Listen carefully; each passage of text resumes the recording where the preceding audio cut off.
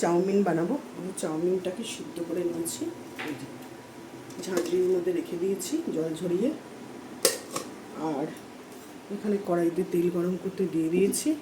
তার সাথে আমি এই 2টো ডিম ভেজে নেব।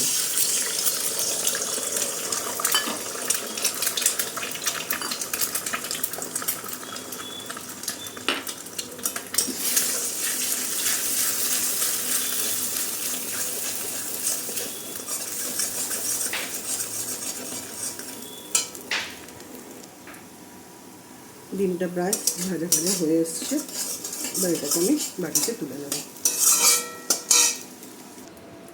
কড়াইয়ে আবার তেল দিয়ে দিয়েছি।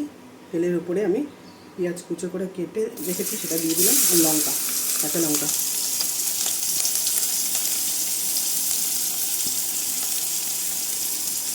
নাড়ছি, নাড়তে নাড়তে গাজর আর বিনস দুটো দিয়ে দিলাম।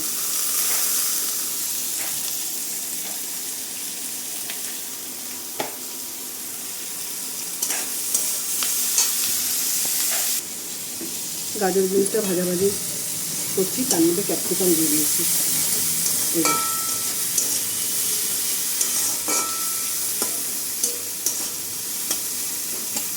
যেহেতু আমি তেলে নুন দিয়েছি তার জন্য আর নুন দিচ্ছি না, সব একসাথে ভাজাভাজি করছি।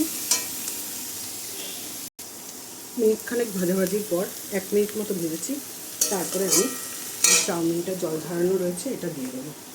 চাউমিনটা মধ্যে অ্যাড করে দেবো, দিয়ে আবার নাড়বো।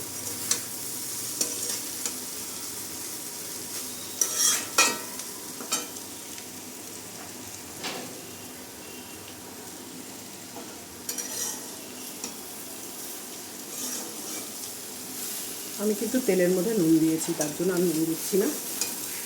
এবার এটাকে অ্যাড করে দিই। আর এই যে ডিমটা ভেজে রেখেছিলাম এটা আমি গোলমরিচ দিয়ে ভেজেছি, এই জন্য এটা এবার দিয়ে দিচ্ছি। আর গোলমরিচ আলাদাভাবে অ্যাড করলাম না, এই ডিমটা দিয়ে দিলাম। নাড়াচাড়া করবো, খানিকক্ষণ নাড়াচাড়া করছি। সব একসাথে মিশে গেছে।